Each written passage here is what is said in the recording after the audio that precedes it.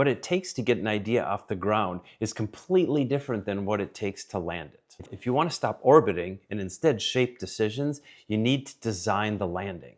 I'm Michael Bruner. I help technical professionals translate expertise into meaning and impact. In this video, I'll show you why ideas don't land, how to read the terrain of the audience and design ideas to land in that world. Let's start with what that looks like when it goes wrong. Have you ever walked out of a meeting just wondering what actually happened there? You prepared, you knew your stuff. Actually, you were technically correct, but it did not land. It was as if you were on another planet, operating by a different set of rules. What worked in your head did not work in the meeting room, and there's a reason for that. Consider the Apollo moon mission. There were two completely different vehicles solving two completely different problems. The Saturn V rocket was designed to escape the Earth's gravity. Immense power, brilliant engineering. It did one job extremely well: get the mission off the ground. But it was never designed to land on the moon. For that, NASA designed something completely different: the lunar module. Lighter, stripped down, purpose-built for a radically different environment. Different gravity, different constraints, different surface, different rules. Without the rocket, there's no launch. Without the lunar module, there's no touchdown. There's no landing. There's no moonwalk. The same dynamic plays out every time you try to land a complex idea inside an organization. Your technical work, your research, your development, your data, your analysis, all of that rigor, that's like the rocket. That's getting your idea off the ground. It gives your idea lift. It gets you into orbit. It proves that it's real. But it was never designed to land. Landing requires a different vehicle, not engineered for power, but for organizational gravity. Most technical professionals were trained to develop ideas, but not necessarily land them.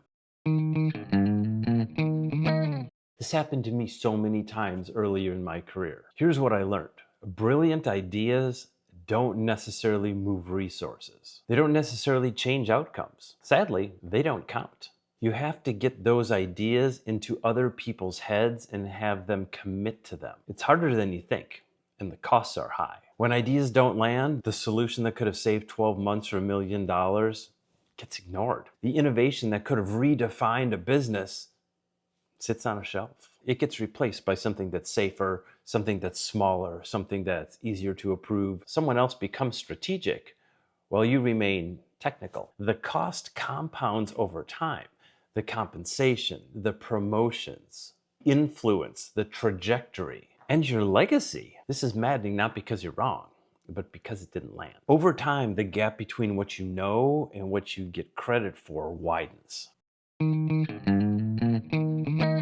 When strong ideas fail, the reasons usually fall into two categories. First of all, too heavy. You know your material intimately. You've lived inside the data, but your audience is hearing it for the first time. You deliver conclusions without the journey, but what they can't follow, they can't support. Secondly, not connected. Your idea may be brilliant in isolation, but they end up living in a system. The decisions aren't made in isolation. They live inside systems that have competing priorities, limited resources, political realities, and time pressures. If your idea doesn't clearly connect with what matters now in an organization, it gets dismissed as noise. It registers as noise. Most professionals respond by trying to make their ideas smarter, with more data and more rigor. But landing isn't necessarily about thrust. It's about having the right vehicle in the right place at the right time to land your idea.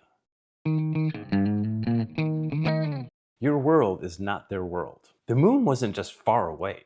It was fundamentally different. Different gravity, no atmosphere, completely different set of physics and rules. Organizations operate in the same way. A technical professional and a business leader don't just have different knowledge, they actually operate with different filters. You're optimizing for correctness, for elegance, for completeness. They're optimizing for timing, for risks, for trade-offs, for resource allocations. You're asking, is this right? Is this true? They're asking, why does this matter right now? And how much does it cost? If you walk in that room speaking the language of your expertise, data, methodology, technical nuance, you're transmitting on a frequency they're just not tuned into. You're not wrong. You're just not received. You're just not translated into their world. It's not understood. That's the gap. But before you can translate, before you can land the idea, you need to study the terrain. Most professionals walk into a meeting thinking about what they want to say, but the ones who consistently land their ideas are thinking about something different first. They're thinking, what is the organization ready to hear? So how do you go from what works in your world and in your head to working in their world and in their head? Getting to the heart of this question requires a different set of skills. You have to think like a detective, and you can use your scientific method to form and test hypotheses. You can use your technical training and skills to decode the organization and the terrain where your ideas need to land. To decode the rules of their world, start by asking questions like these. What is the organization focused on right now? What strategic pressures are shaping decisions at the top? Who actually controls the outcome?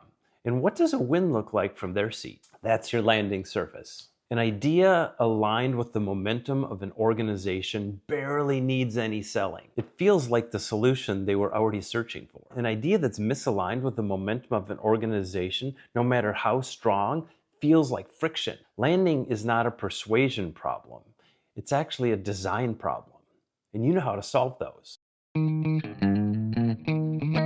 Most professionals load their presentations with everything that they know. Data, nuance, edge cases, contingency, paths on how they got there. Honestly, more feels safer. But more content doesn't necessarily mean competency. They hope the audience gets it. But heavy messages tend to crash rather than land. They're very hard for the audience to navigate. Professionals who consistently move resources do something different. They start from the audience's side of the gap and build the bridge from there. If your technical work is the rocket, the landing module is something entirely different. It's lighter, it's focused, it's designed for the terrain where it must touch down. Without it, you may get stuck in orbit and never touch down. With the right landing vehicle, your idea changes direction. It changes decisions. It changes outcomes for teams, for departments, for organizations, even for your career. If you have brilliant ideas, they deserve a shot to make a difference. Over time, I've distilled this process into 4 moves. They're not linear steps, they're leverage points. Each one shifts something in your favor before you ever walk in the meeting room. First of all, discover the minimum viable concept. Strip your idea down to its core. What must land? What is essential? What is supportive? If you can't clearly state it in one sentence without jargon, you're not quite there yet. It isn't ready. If something doesn't serve that shift, it gets cut. It doesn't get the flight. Second, decode. Map the landing terrain before you build. Where is the pressure right now? Who decides? What do they care about? Whether you know it or not, every idea is competing against other priorities. Know what you're up against. Thirdly, design your landing statement. Before you build any slides, complete the sentence my audience currently believes, fill in the blank, but I need them to see, fill in the blank, so that they will, fill in the blank. Here's an example of what that looks like when it's working. My audience believes that the current approval process is working well enough, but I need them to see that it's costing us 6 weeks and 3 of our key competitors have already closed that gap, so that they will approve the pilot program that I'm proposing today. Fourth, deliver for action. Open in their world and what matters to them. Bridge that world with a story and proof points or metaphor. Close with a clear ask, not a summary, and ask. They should know exactly what you need from them. That's the ideal landing module. Knowing these moves is one thing. Executing them under pressure is another. I built a practical worksheet to help you apply this before your next high-stakes meeting. If you want the free worksheet, there's a link to it in the description below. The gap between what you know and what lands isn't intelligence, it's design. When an idea lands, it usually begins with a signal that you've done the work. It sounds something like this. I know that growth with Gen Z has been a pressure point for us. We've identified a way to unlock growth for that segment by addressing the core unmet need. You've anchored to their priority, framed the opportunity in their language, and connected your thinking directly to what matters now. In just a few sentences, you didn't begin with your analysis, you began with their agenda. And that completely changes the energy in the room. The conversation goes from, why are we talking about this, to how can we implement this? Questions move from skepticism to consideration. The discussion turns practical. Resources and next steps become part of the conversation. That's the sound of an idea landing. That's the sound of getting traction. Not because it was louder, not because there were more slides, but because it was designed to land in the organizational terrain. Warning, when ideas land, be prepared for this question. How can we go faster? That's when you know it worked. Ideas that get stuck in orbit are hoping to survive the route. Ideas designed to land will shape the route. If you're ready to stop orbiting and start shaping decisions, it's time to design the landing. If this resonated and was helpful for you, look at the next videos, or you can try the Idea Landing module available in the description below. What's your version of the story? How have you gotten an idea to land or to not land? I'd generally like to hear it. Drop it in the comments or send it to me directly.